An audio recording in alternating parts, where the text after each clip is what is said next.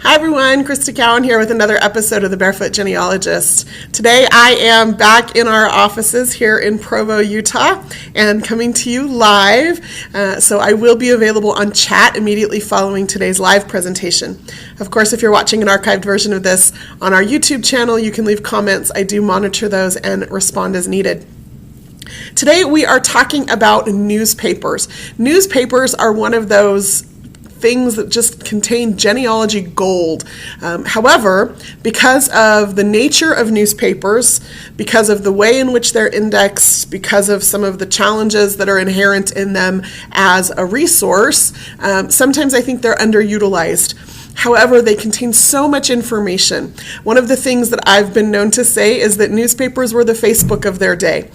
People shared so much information in newspapers, especially the small local community newspapers. And so today I will talk to you about just some of the things you need to be aware of before you really start researching in newspapers to make your search more successful. I will also share with you some of my favorite tips and tricks for searching newspapers, and then I'll walk you through a few examples of the kinds of things that you can find in newspapers and what that can do for your family history research. So with that introduction, let's go ahead and dive into today's topic, researching newspapers to find genealogy gold.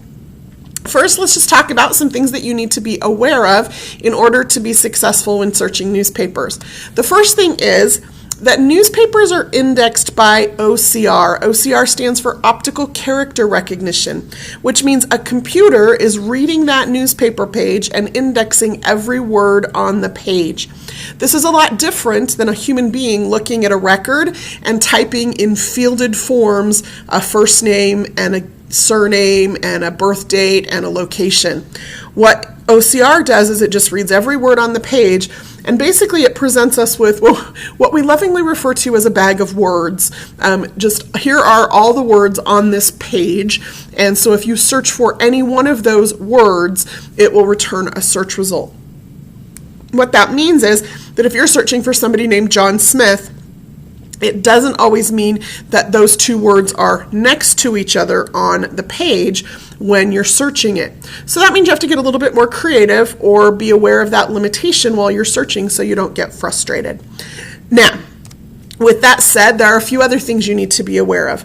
In newspapers, in the actual original papers, people are sometimes recorded by initials only. It's probably one of the places where that's going to occur most frequently in family history research. A lot of other records, other types of records will record a full name or a first name and a middle initial, but for whatever reason, a lot of times we see people in newspapers recorded by their initials only and then their surname. Again, something to be aware of when you research. Women, sadly, are often not recorded by their own name, but by the name of their husband with the word Mrs. in front of it. So rather than being recorded as, Mary Smith, her name will be recorded as Mrs. John Smith. So if you can't find a woman, try searching for her husband and recognize that you might find records about her as well. Finally, and this is to my earlier point, small town newspapers recorded far more than just birth, marriage, and death information. They did record that, but they, much like Facebook today, recorded comings and goings of people in town as they visited, as they were sick, as people came in from out of town, as people left after extended stays. They were recording all of that information. That was the happenings in the community of the time. Larger newspapers, newspapers in larger cities or metropolitan areas, of course, are going to be more focused on national and global news. They're going to be more focused on prominent people in the community. But if you are lucky enough to have people who come from small towns, those small town newspapers are a goldmine of information.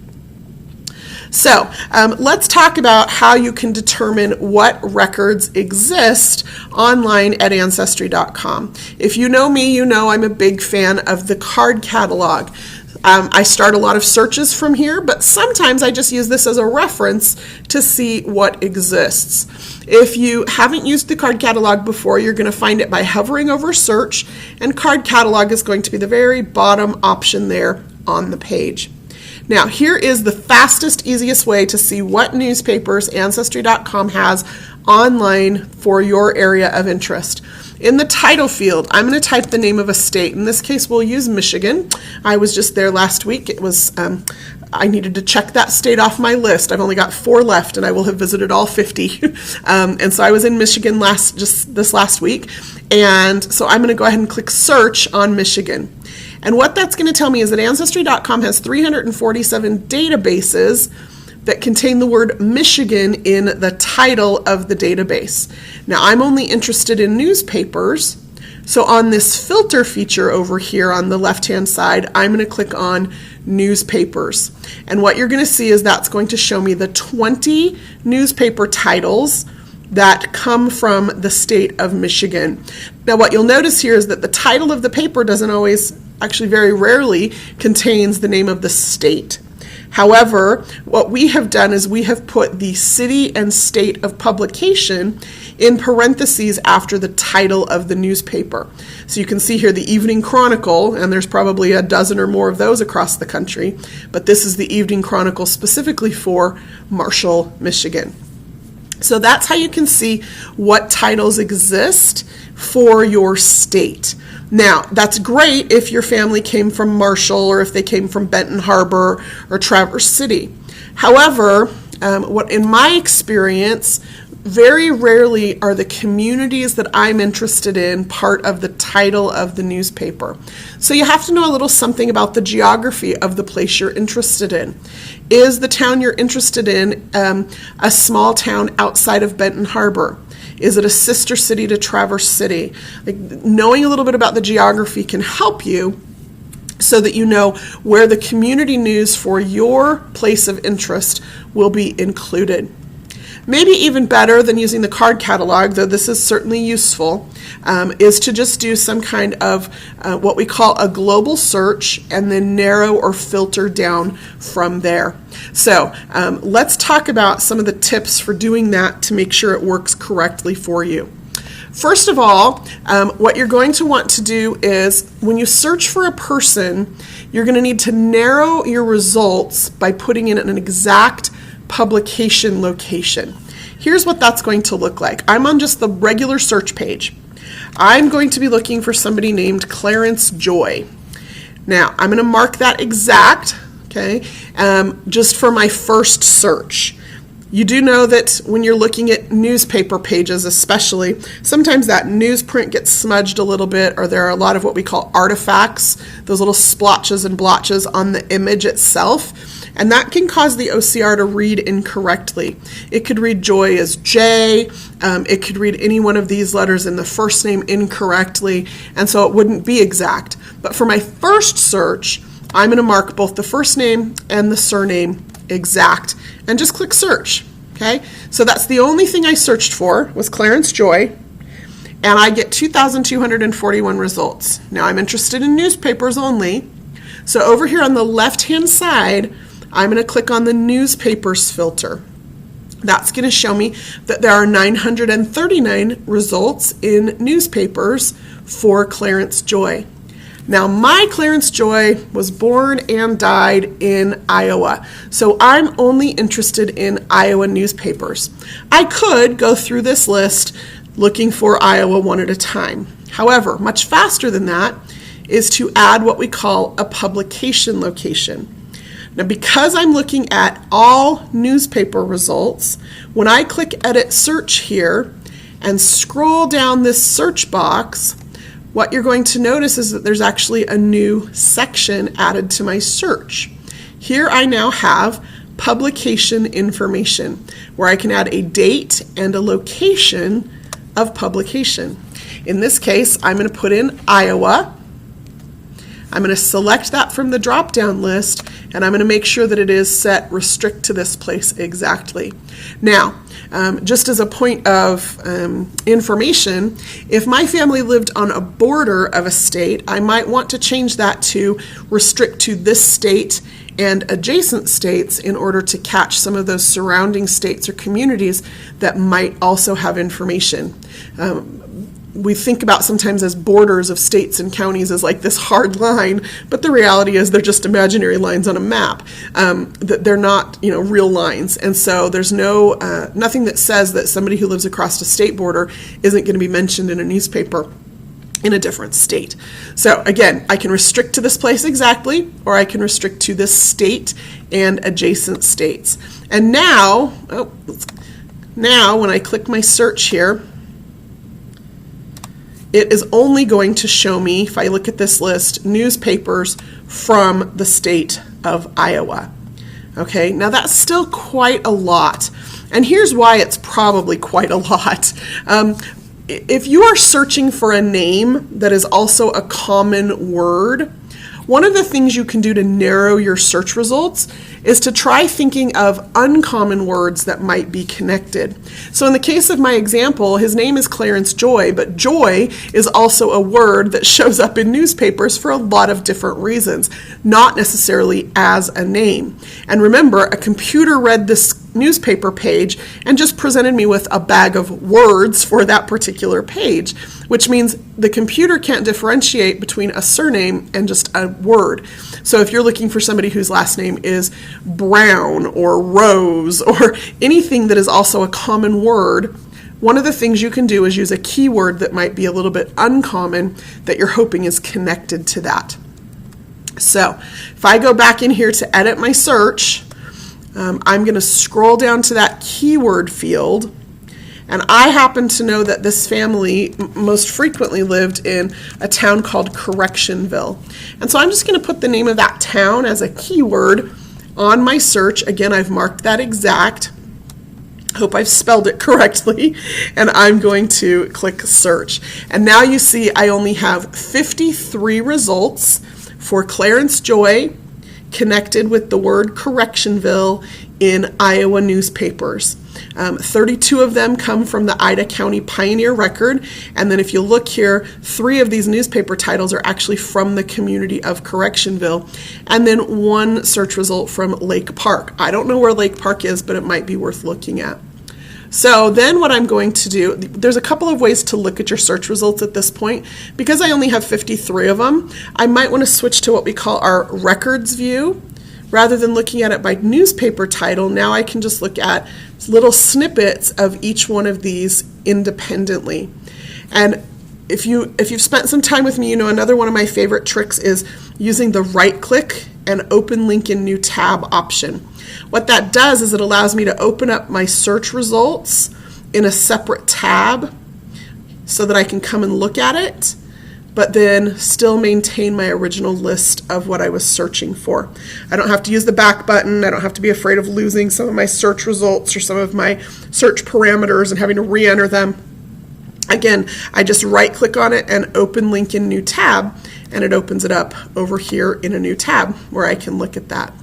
Now, let me just enlarge this a little bit. You might not be able to read it depending on the strength of your internet connection and how clear the screen comes across here, but what I'm hoping you can at least kind of see is that on the page, anywhere where the 3 words exist that I searched. So do you remember? I searched for Clarence, Joy, and Correctionville. Those are the 3 words that I put into my search filter. Every time one of those words is mentioned on the page, it's going to be highlighted in yellow. So I can actually zoom all the way out and just quickly glance to see where those words show up on the page. What I'm looking for specifically is to see if some of those words occur all together. So if I scroll down here I have 3 words highlighted in one paragraph. That's probably going to be about my people.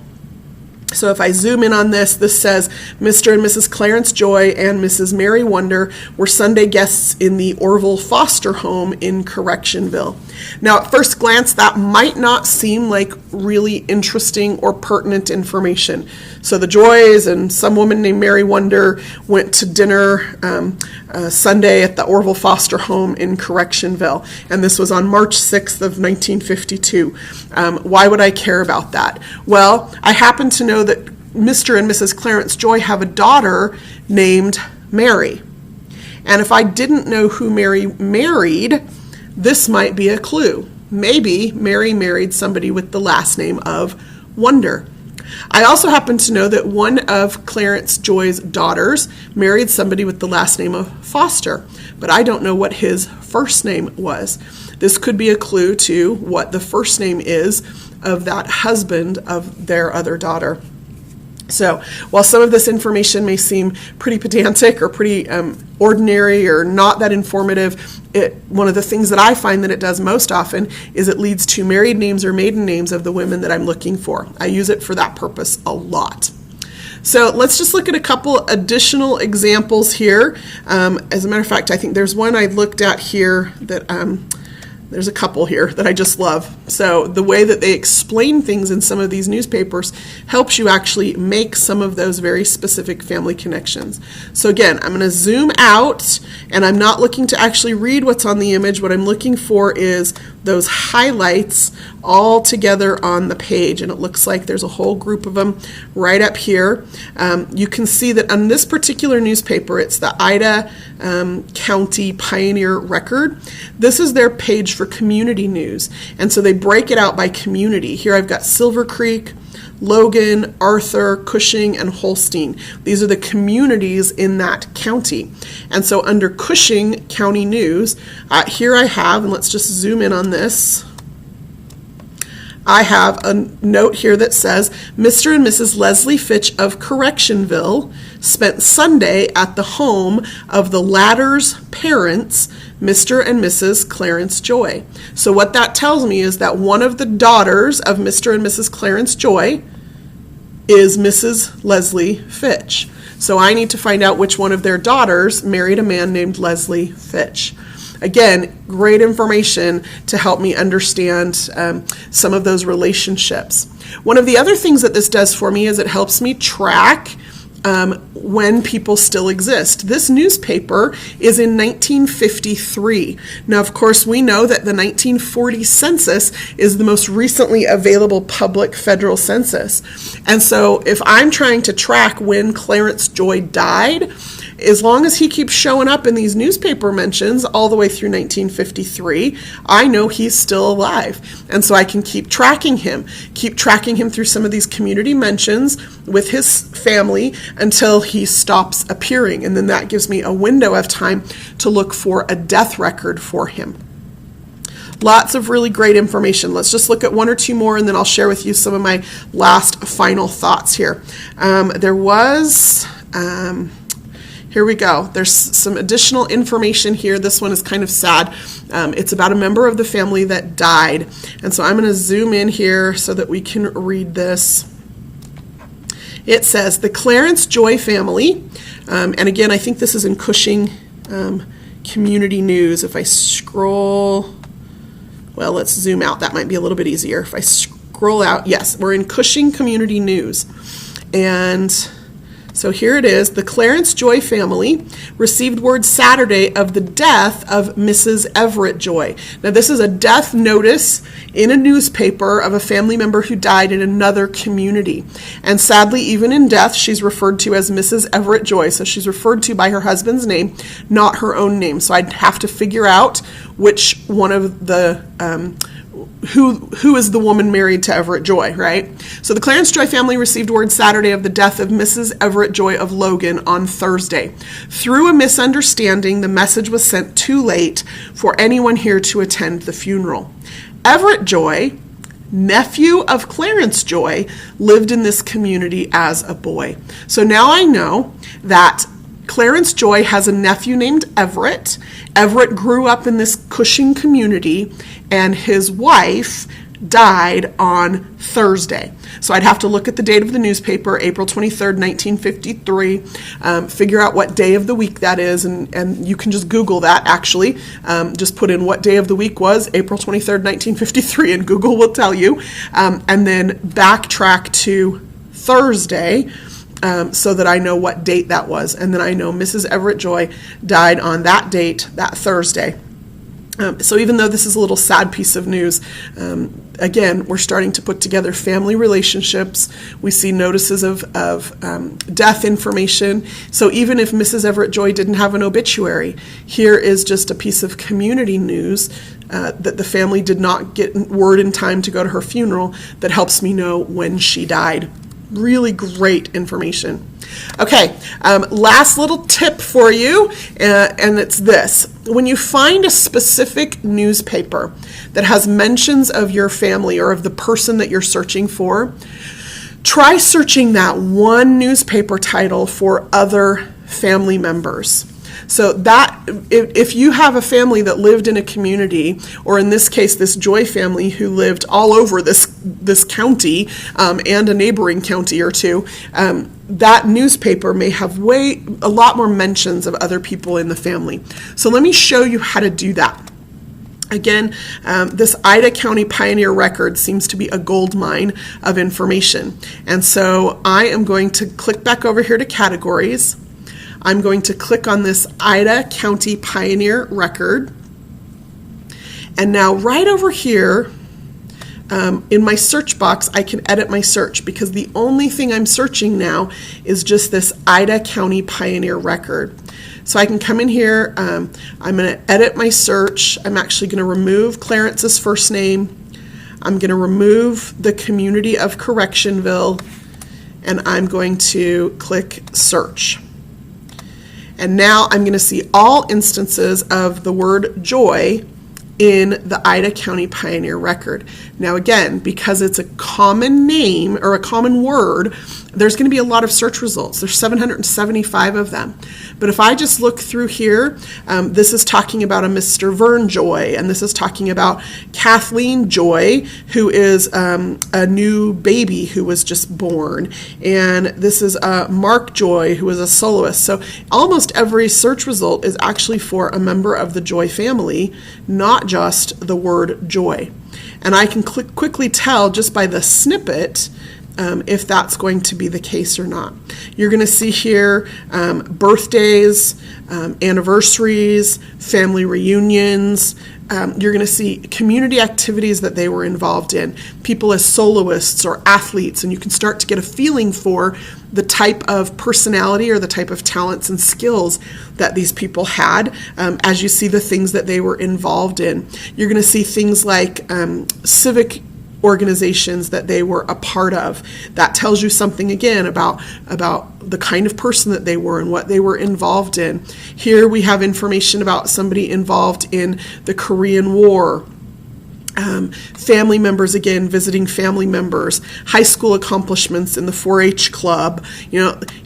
So we're down here now so far, and this is the first non-Joy family reference to the word joy. Looks like it's an ad for laundry detergent, right? Or dish soap. And so even if you have a common word, if you're only searching one specific newspaper title for a community where you know your family is from, you may find far more information than what you set out to look for. As a matter of fact, if we come right back here to this article that we were just looking at about Mrs. Everett Joy and everybody missing her funeral, if I zoom back out again, I'll notice that there are highlights other places on the page. So in this case over here, there's a Mr. and Mrs. Ford Joy and daughters, and Patricia Roche of Pearson visiting Mr. Joy's parents and sister, Mr. and Mrs. Clarence Joy and Mrs. Mary Wonder. So we end up with lots of information about family members, sometimes even on the same page. Make sure you look for that, as well as searching that single title just for a surname to see what else comes up. Well, that is all I have prepared for you today. I used a single really specific example. There are probably a dozen more I could have used. Even if your family comes from a large town, don't be discouraged. Try using some of these search techniques. Again, remember, every page is read by a computer and presented with a set of words. So if you have a common name, make sure that for that first search, you add some kind of a keyword that might be a little bit more unique. Make sure that you add a state of publication once you get to your newspaper results to help narrow that list right down. And then when you find a specific newspaper title that does actually mention your family members, then make sure you search it for the surname to see what other family members might be mentioned. If your particular ancestor has a very common name, look for other members of the family who might have more unique names. I chose Clarence because Clarence, his father's name was Frank, and Frank Joy actually returned too many search results. Clarence had a little bit more unique name, and so I chose him, and because of that was able to locate some of those community newspapers that identified their family, then was able to find references to Frank. I hope that was helpful. If you have suggestions for further topics you would like discussed, please feel free to email me at ask@ancestry.com. I do read all of those emails. Not, unfortunately, able to respond to all of them, but I do use your queries to put together these presentations, and I'm working right now on finalizing our September calendar of events and would love to hear from you about what you'd like to see discussed. Until next time, this is Krista Cowan. Have fun climbing your family tree.